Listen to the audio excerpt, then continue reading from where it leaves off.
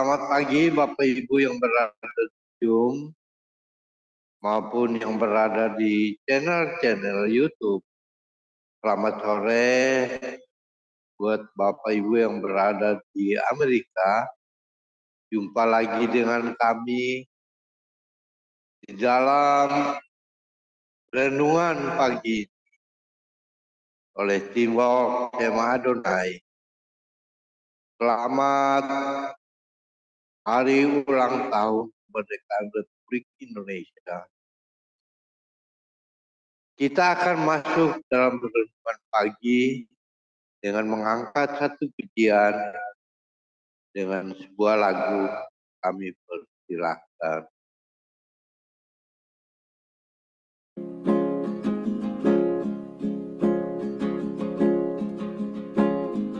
Kau yang terindah di dalam hidup ini, tiada Allah Tuhan yang seperti Engkau, besar perkasa penuh kemuliaan.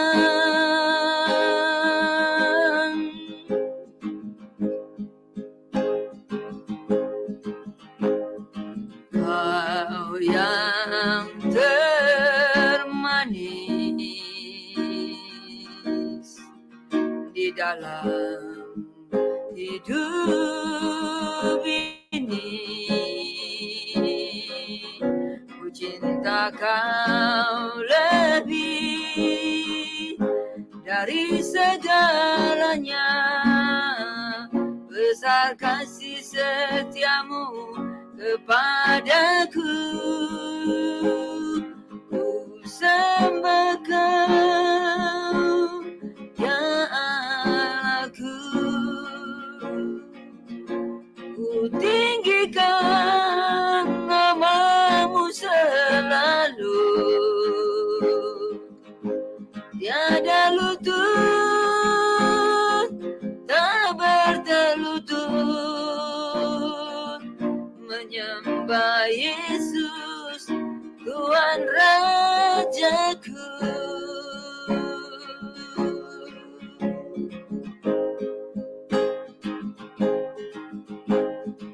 Kau yang terindah di dalam hidup ini, tiada Allah Tuhan yang seperti Engkau, besar perkasa penuh kemuliaan.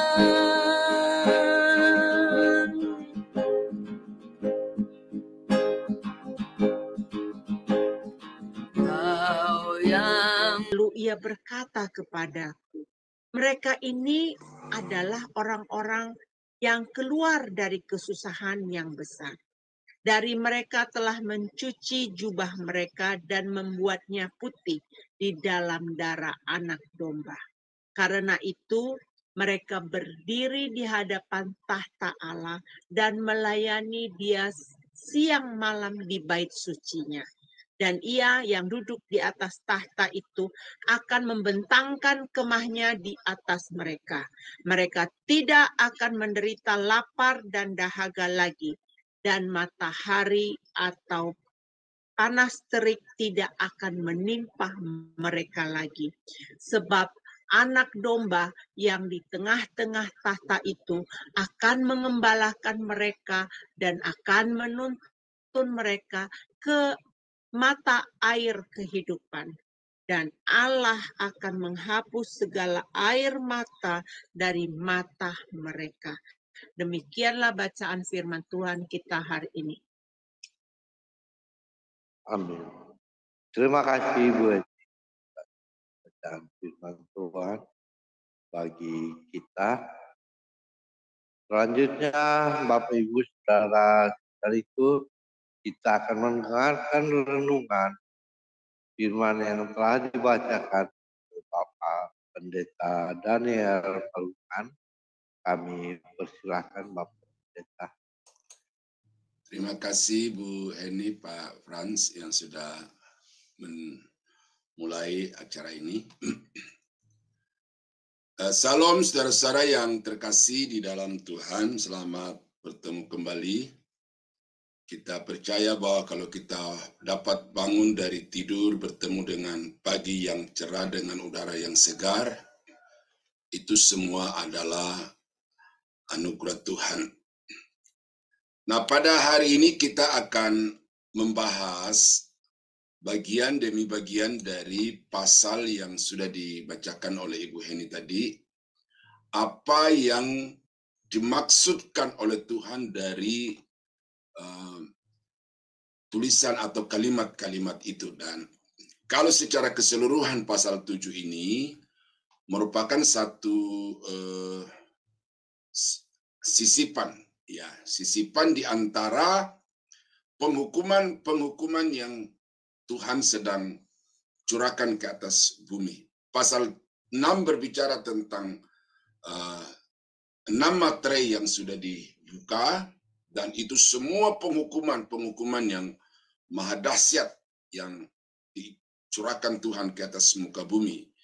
Pasal 8 itu nanti pembukaan materai yang ke-7, tetapi di dalam materai yang ke-7 itu daftar dari sangkakala, ya, sangkakala yaitu bentuk-bentuk penghukuman baru yang Tuhan akan curahkan ke atas muka bumi, dan itu mengalami satu eskalasi intensitas, peningkatan dari kualitas hukuman itu.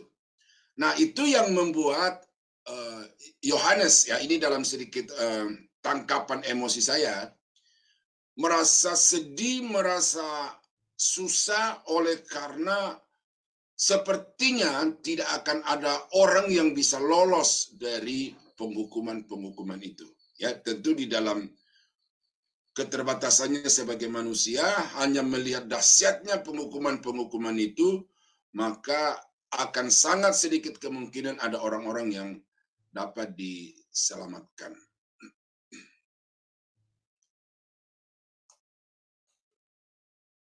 Ya, tetapi dari pasal 7 ini kita melihat ada satu pernyataan atau penyingkapan Tuhan yang memberi penghiburan kepada Yohanes yang sedih melihat murka demi murka yang dicurahkan itu. Nah, jadi makanya saya katakan ini sisipan, oleh karena di pasal 6 bicara tentang penghukuman, pasal 8 bicara tentang penghukuman atau murka, namun di dalam pasal 7 ini tidak berbicara tentang murka.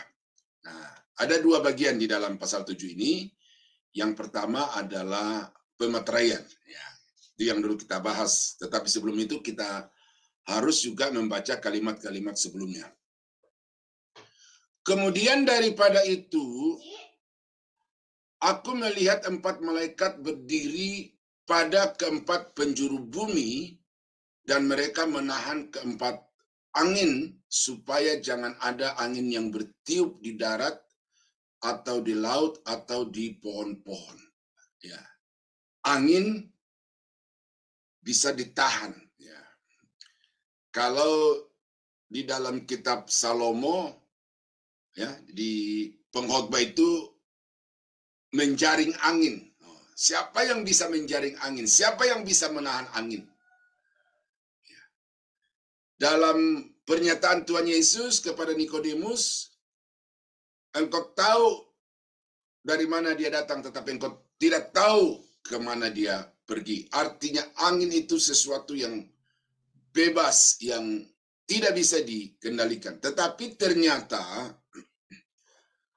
pasal 7 ayat 1 ini menjelaskan kepada kita bahwa angin pun itu sebenarnya ada di dalam kendali daripada Tuhan. Karena malaikat-malaikat yang ditugaskan di sini itu bekerja berdasarkan otoritas yang dari Tuhan.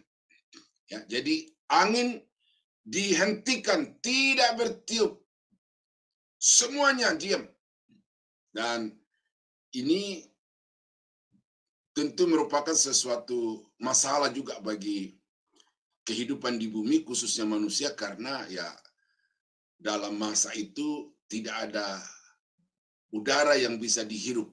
Ya, cuma di sini tidak disebutkan berapa lama, tapi nanti di tempat lain di dalam pasal-pasal yang akan datang kita akan melihat bahwa ada saatnya di mana manusia itu tidak bisa menghirup udara karena ditahan, dan itu ada periode waktunya di situ ya. Nah, tapi sampai di sini dulu saya mau perlihatkan bahwa angin itu ada di dalam kendali daripada Tuhan. Aku akan mendatangkan atas Elam keempat angin dari keempat penjuru langit, dan akan menyerahkan mereka ke segala mata angin itu, sehingga tidak ada bangsa yang tidak kedatangan orang-orang yang berserakan dari Elam. Nah, ini ayat-ayat referensi yang memperlihatkan bahwa betapa segala sesuatu yang bergerak di alam semesta ini, termasuk angin, itu ada di dalam kendali daripada Tuhan. Ya, di dalam Daniel pasal 7 ayat 2, berkatalah Daniel demikian, pada malam hari aku mendapat penglihatan, tampak keempat angin dari langit mengguncangkan laut besar. Nah, jadi angin itu satu sisi merupakan anugerah Tuhan, tetapi pada sisi yang lain bisa menjadi alat untuk melaksanakan penghukuman di dalam kisah Yesaya dan Daniel tadi itu. Tetapi intinya yang saya sampaikan di sini adalah bahwa Tuhan pengendali alam semesta. Itu sebabnya ketika saudara membaca di dalam Injil, ketika Tuhan Yesus mau menyeberang di laut Tiberias itu, Danau Tiberias itu, dikatakan karena begitu letihnya, begitu lelahnya, sampai dia ketiduran di buritan kapal itu. Lalu sekonyong-konyong datanglah angin menghempas danau dan kapal itu, sehingga kapal itu hampir tenggelam. Nah, dari mana angin itu? Dalam penafsiran saya, saudara, ini adalah pengaturan dari Yesus. Ya. Dia memerintahkan angin itu untuk datang menerpa Danau Tiberias itu, yang kemudian menimbulkan gelombang yang besar dan menerpa perahu murid-murid itu, dengan tujuan untuk menguji sejauh mana iman dan pengenalan murid-murid itu kepada Yesus. Dan ternyata sampai pada saat itu, iman yang diharapkan oleh Yesus itu belum ada di dalam kehidupan murid-murid. Nah, tetapi yang saya mau tekankan adalah angin itu bergerak sesuai dengan peraturan Tuhan. Ya, jadi jangan saudara ragu tentang kekuasaan Tuhan itu. Itu sebabnya ketika laut Tebrau itu terbelah dua, itu bukan juga sesuatu yang tanpa proses alami itu. Itu Tuhan mendatangkan sebuah angin yang besar, lalu kemudian dia membelah laut itu. Nah, jadi angin ada di dalam kendali Tuhan. Alam semesta ada di dalam kendali Tuhan. Hidup saudara ada di dalam kendali Tuhan. Nah, jadi ini harus menjadi satu kekuatan iman bahwa segala sesuatu yang ada di bawah kolong langit ini ada di dalam kendali Tuhan, dan karena itu saya percaya saya ada di dalam pengaturan dan pengendalian Tuhan. Dan aku melihat seorang malaikat lain muncul di tempat matahari terbit.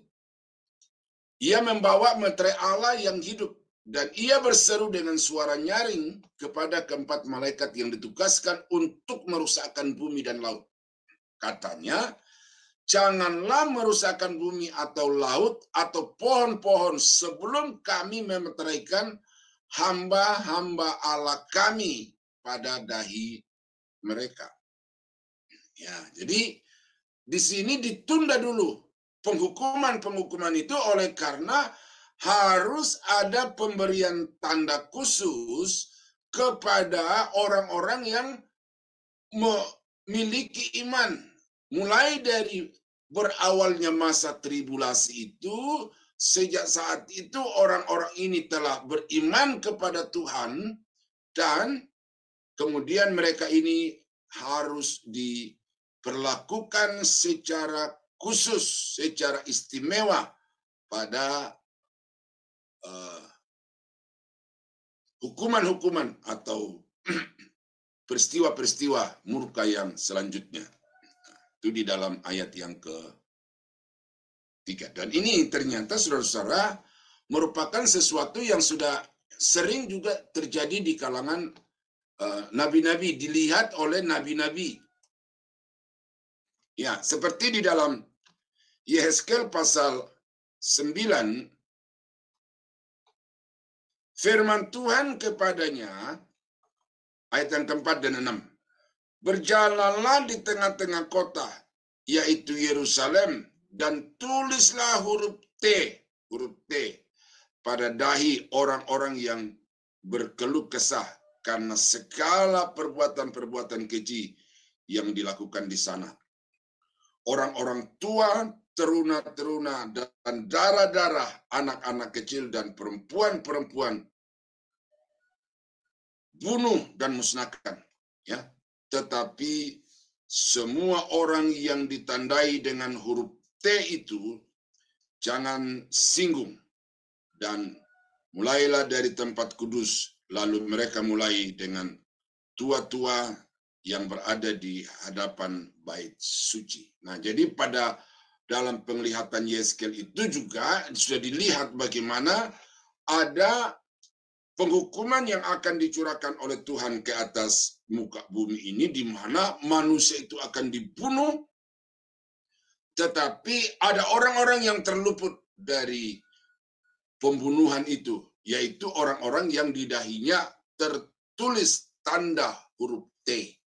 Nah, saya tidak dapatkan data-data sampai sejauh ini tentang huruf T itu, tetapi yang pasti di sini adalah satu tanda khusus, ya, yang kemudian ketika malaikat menemukan orang ini, maka orang itu tidak akan dimusnahkan, tetapi dibiarkan hidup, bahkan jangan disentuh. Nah, demikianlah akan diperlakukan kepada suku-suku Israel yang jumlahnya adalah 144.000.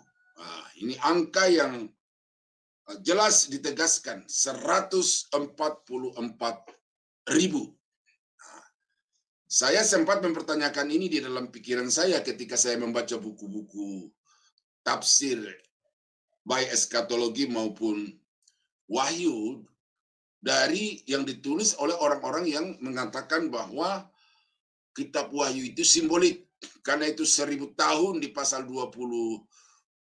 Di pasal 20 itu bukan menunjuk kepada angka 1000 itu, tetapi itu merupakan lambang atau simbol dari satu periode waktu yang tidak tertentu, tetapi jangka waktu yang panjang.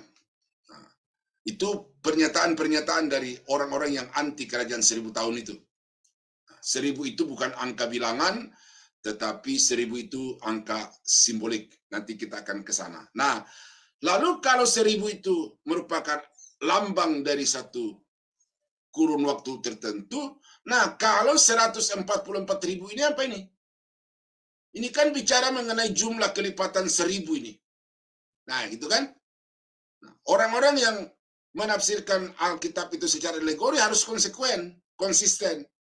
Dari awal sampai akhir harus ditafsirkan dengan pola yang sama. Nah, kalau 1000 itu mereka tidak maknai dengan angka 1000, bilangan 1000, maka 144.000 ini menunjuk kepada apa? Nah, itu. Nah, tetapi bagi saya, saudara-saudara, 144.000 di sini adalah angka bilangan.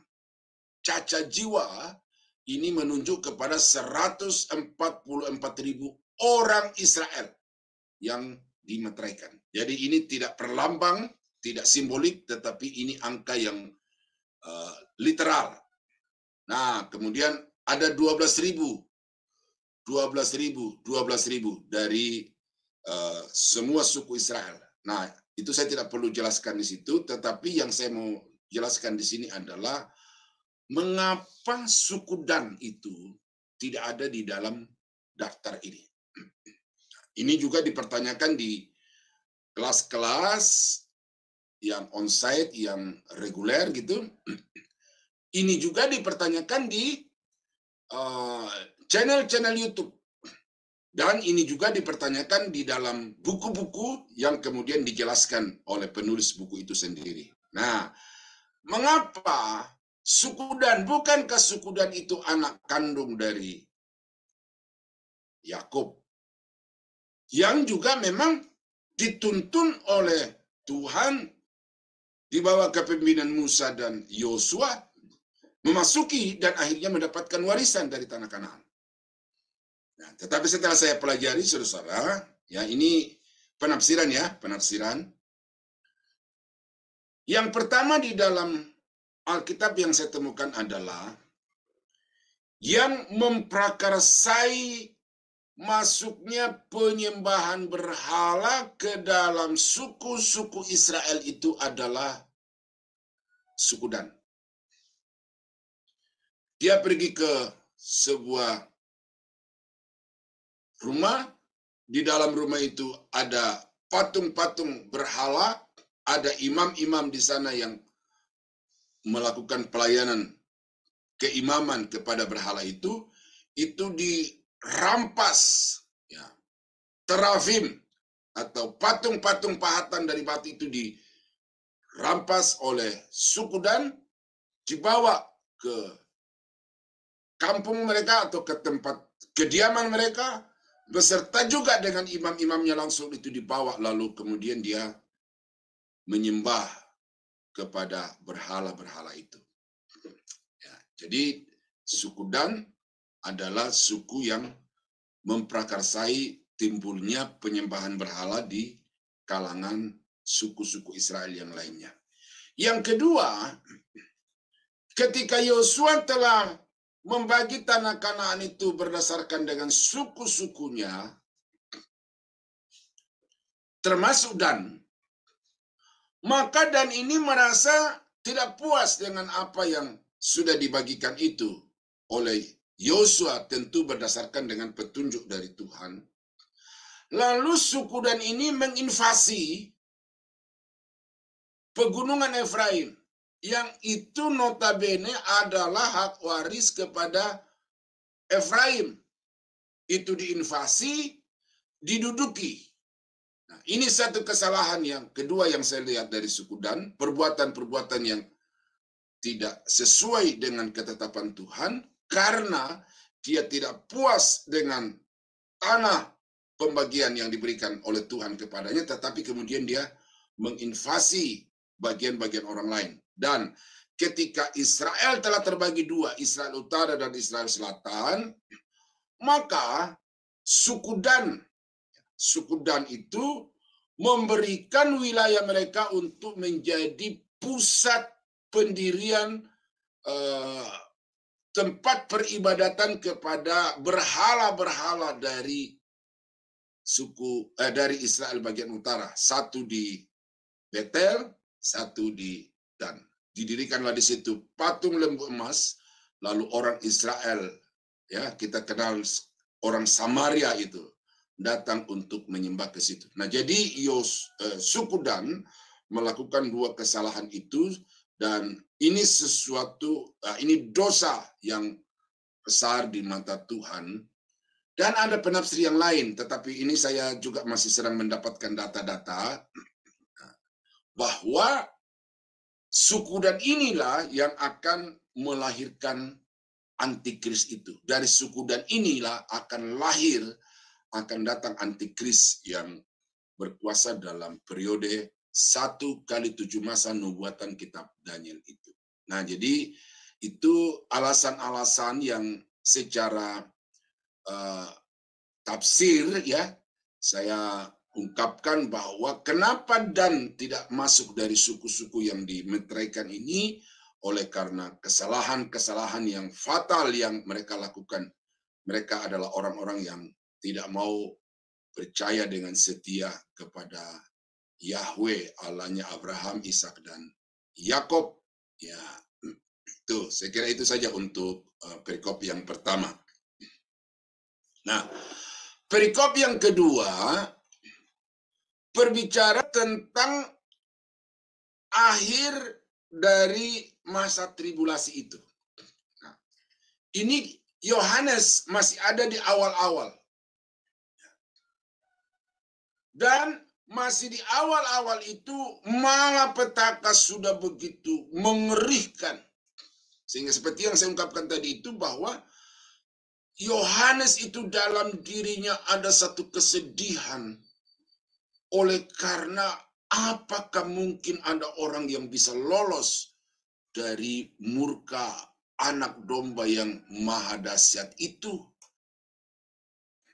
Ya, karena itu maka kita melihat di sini Tuhan membawa Yohanes ke ujung dari masa tribulasi itu dengan mengarahkan pandangannya ke udara. Ya. Kemudian daripada itu aku melihat sesungguhnya suatu kumpulan besar orang banyak yang tidak dapat terhitung banyaknya dari segala bangsa dan suku dan kaum dan bahasa berdiri di hadapan takhta dan di hadapan anak domba, memakai jubah putih dan memegang daun-daun palem di tangan mereka. Ya. Dari berbagai suku berdiri di hadapan anak domba, berpakaian putih dan memegang daun palem. Ya, satu bentuk penyembahan yang menjadi juga tradisi bangsa Israel pada waktu itu kepada orang-orang yang dikagumi, kepada Allah yang mereka kagumi itu. Nah, ini saya mau saudara melihat jenis-jenis kalimat yang berikut ini menandakan mengapa orang-orang dari segala bangsa, suku bangsa, dan bahasa di masa tribulasi itu mereka berdiri di hadapan anak domba itu.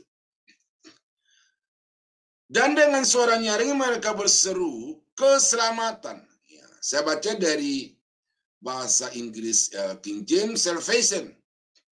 Saya telusuri ke bahasa aslinya, bahasa Yunani dipakai kata soteria memang. Ya, soteria.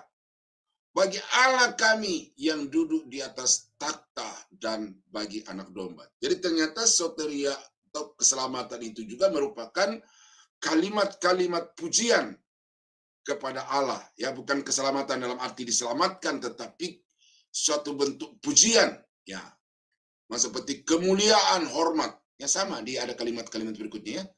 Dan semua malaikat berdiri mengelilingi takhta dan tua-tua dan keempat makhluk itu. Mereka tersungkur di hadapan takhta itu dan menyembah Allah sambil berkata, amin. Nah ini, puji, pujian dan kemuliaan dan hikmat dan syukur dan hormat dan kekuasaan dan kekuatan bagi Allah kita sampai selama-lamanya. Amin. Nah jadi, sebagaimana malaikat-malaikat itu mempersembahkan pujian dan syukur, mempersembahkan kemuliaan kepada Allah, kepada anak domba, di ayat yang ke-10, demikian jugalah orang-orang dari segala bangsa suku bangsa itu menyanyikan satu pujian pengagungan, keselamatan, kemuliaan, hormat, dan kuasa.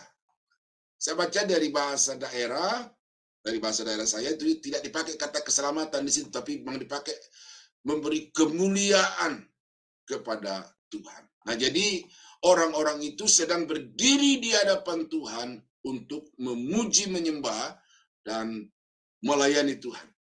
Nah, siapakah orang-orang itu? Nah, ini dijelaskan di ayat-ayat selanjutnya. Dan seorang dari tua-tua itu berkata kepadaku, siapakah mereka yang memakai jubah putih itu dan dari manakah mereka datang? Nah, ini pertanyaan yang diajukan kepada Yohanes. Nah, maka kata Yohanes kepadanya, Tuanku, Tuhan mengetahuinya, ya. Tuhan mengetahuinya. Tidak perlu dijawab, engkau sendiri yang tahu tentang itu, karena aku tidak tahu. Lalu tua-tua itu berkata kepada Yohanes, mereka ini adalah orang-orang yang keluar dari kesusahan yang besar. Jadi kesusahan itu teramat sangat luar biasa. Tidak ada tandingannya. Dikatakan di dalam kitab Daniel, juga di dalam kitab-kitab yang lain, bahwa baik sesudah peristiwa masa tribulasi itu ataupun sebelumnya, tidak ada malapetaka yang sedahsyat itu. Tetapi ternyata masih ada orang, dan tetap ada orang-orang yang bertahan beriman kepada Tuhan Yesus, walaupun harus mengalami penderitaan yang teramat sangat itu. Nah, jadi keselamatan di dalam masa tribulasi. Nah, itu di buku saya, Kingdom Citizen, itu saya bahas juga ini secara detail, ya. Kalau saudara mau memperdalam doktrin keselamatan, nah, beli buku saya itu. Dan mereka mencuci jubah mereka. Nah, ini mencuci. Satu tindakan aktif. Ya, satu tindakan aktif. Dan membuatnya putih. Nah, apa pakaian-pakaian putih di sini adalah perbuatan-perbuatan yang mereka tunjukkan, yang mereka ungkapkan sebagai orang-orang yang sudah percaya kepada Tuhan, kepada Yesus pada masa tribulasi itu. Kepercayaan mereka itu adalah kepada Yesus, kepada darah Yesus, tetapi kepercayaan kepada Yesus tidak sama seperti kita yang ada di zaman anugerah ini.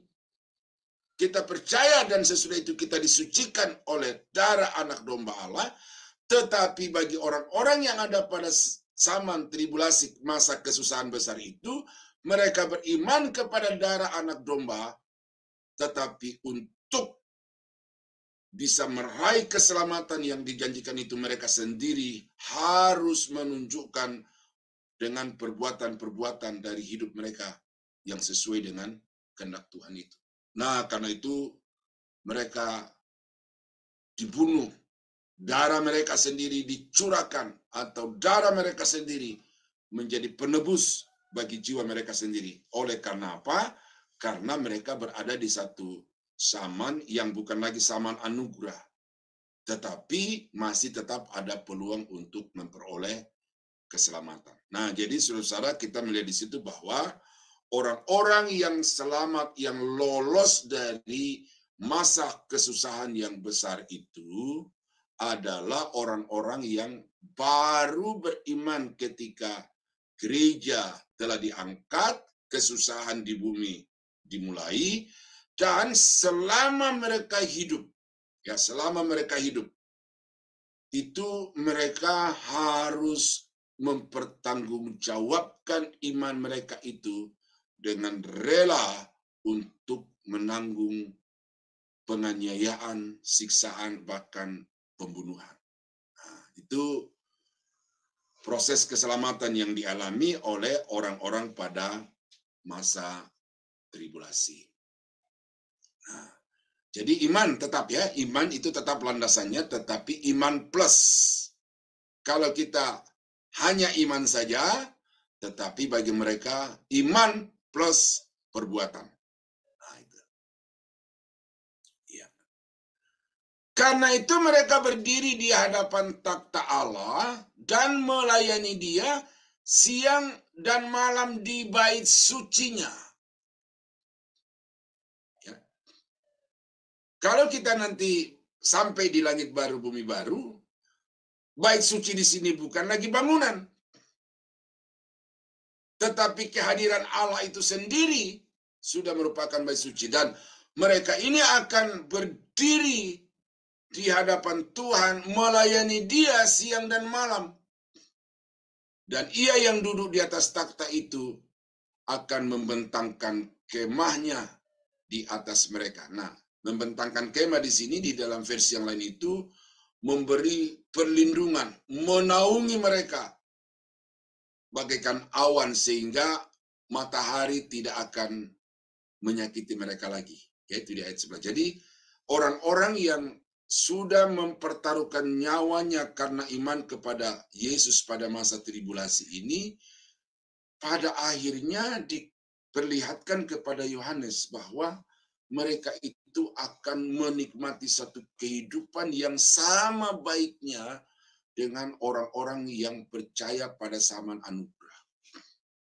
Jadi karena itu Yohanes tidak usah sedih, nggak usah susah hati oleh karena penghukuman ini memang berat, tetapi itu hanya diberlakukan bagi orang-orang yang tidak percaya, namun orang-orang yang percaya itu akan dilindungi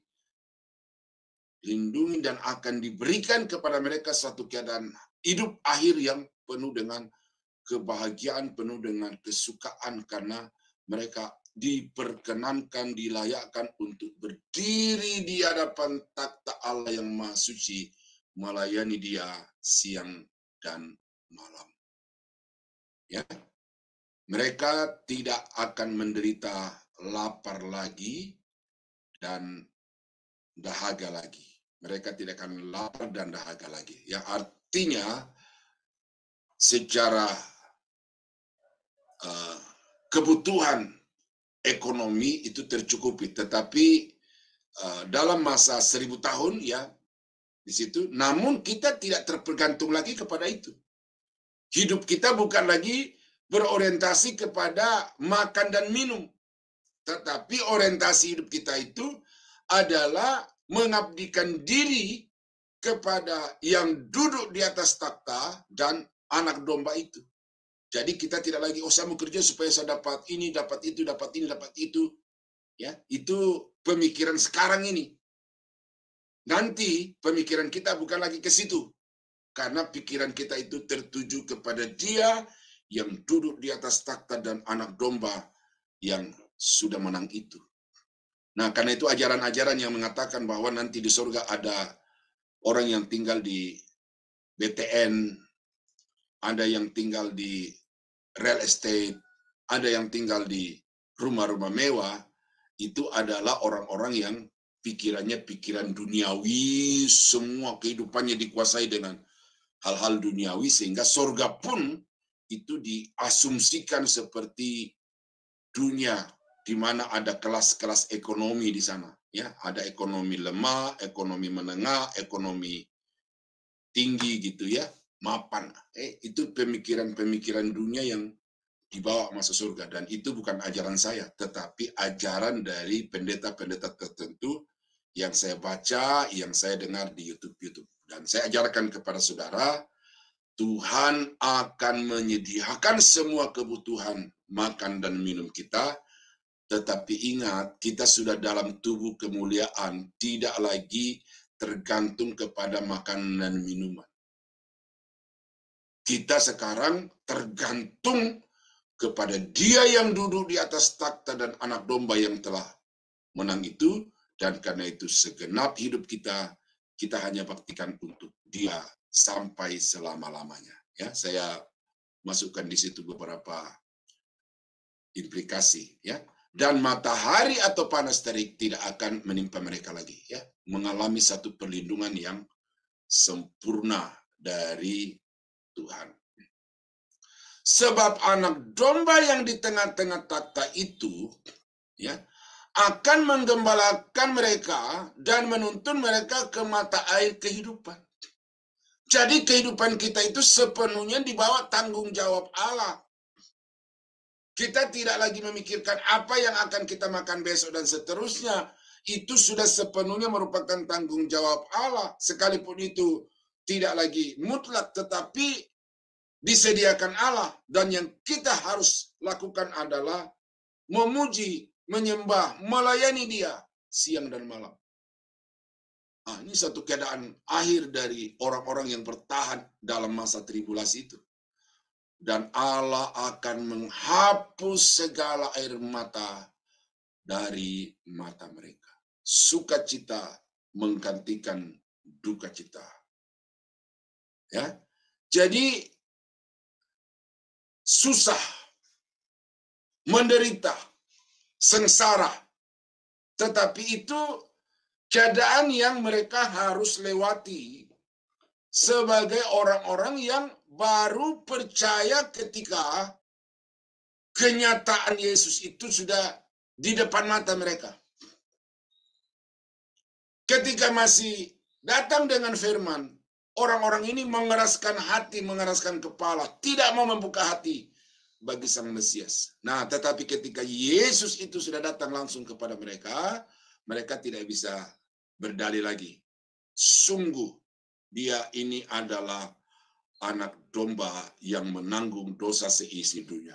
Sungguh dia inilah Mesias, anak Daud yang dijanjikan itu, yang datang untuk menebus orang-orang berdosa dari neraka, dari penghukuman kekal kepada kehidupan yang kekal di dalam kerajaan surga. Nah, kemudian mereka menjalani hidup selama 7 tahun itu penuh dengan penderitaan. Ada yang di awal-awal dia sudah mati seperti yang kita baca di dalam pasal 6. Tetapi kemudian ada yang masuk ke tengah-tengah, ada di akhir-akhir masa tribulasi. Itu pembunuhan demi pembunuhan itu berlangsung secara terus-menerus ya. Tetapi itu adalah bagian yang harus mereka lalui sebagaimana yang disyaratkan Tuhan untuk mereka memperoleh keselamatan yang diharapkan itu. Nah, itulah saudara-saudara yang saya bisa ungkapkan dari Wahyu pasal 7. Ya, 12 suku bangsa Israel dimeteraikan untuk menjadi saksi Tuhan di sepanjang masa tribulasi itu.